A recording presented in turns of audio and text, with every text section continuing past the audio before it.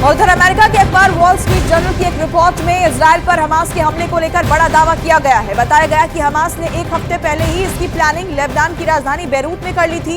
इस हमले को अंजाम देने के लिए ईरान ने हमास की मदद की थी, जिसमें लेबनान के चरमपंथी संगठन हिजबुल्लाह ने भी मदद की थी। ये बड़ा दावा किया गया है कि इस हमले की प्लानिंग एक हफ्ते पहले ही कर ली गई थी। जमीन से, आसमान से, समंदर के रास्ते जिस तरीके से हमास के आतंकियों ने इजराइल पर अटैक किया, इसकी पूरी प्लानिंग एक हफ्ते पहले ही तय कर ली गई थी और ये बड़ा दावा किया गया है। अखबार में इस बात को लेकर जानकारी छपी है। अमेरिका के अखबार ने ये बड़ा दावा किया है।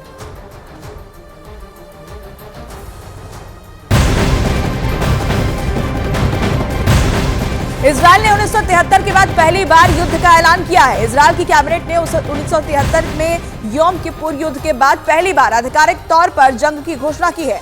इजराइल में आर्टिकल 40 LF को लागू कर दिया गया है। युद्ध के दौरान आर्टिकल 40 सरकार को महत्वपूर्ण सैन्य कार्रवाई करने की आदेश की अनुमति देता है और इसके तहत प्रधानमंत्री सिर्फ सुरक्षा कैबिनेट की मंजूरी के साथ ही कुछ फैसले ले सकते हैं। पहली बार आधिकारिक तौर पर युद्ध की घोषणा की गई है। इजराइल सरकार ने आर्टिकल 40A भी लागू किया है और इसके तहत आपको बता दें कि प्रधानमंत्री को सिर्फ सुरक्षा कैबिनेट की मंजूरी लेनी होती है और इसके अलावा वो युद्ध से जुड़े फैसले ले सकते हैं।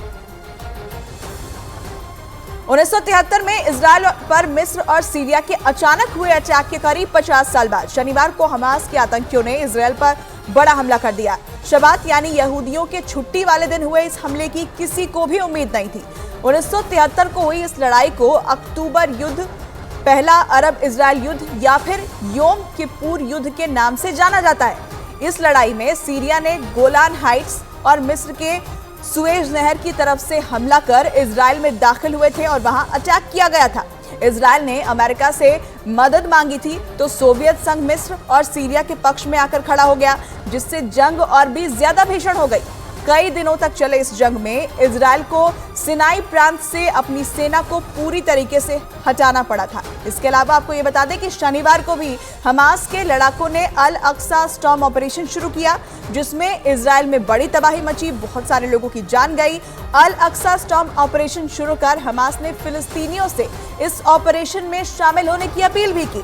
हमास के अल अक्सा स्टॉर्म ऑपरेशन के खिलाफ इजराइल ने ऑपरेशन स्वॉर्ड ऑफ आयरन शुरू किया और गाजा के कई ठिकानों पर एयर स्ट्राइक कर दी, जो अब भी जारी है।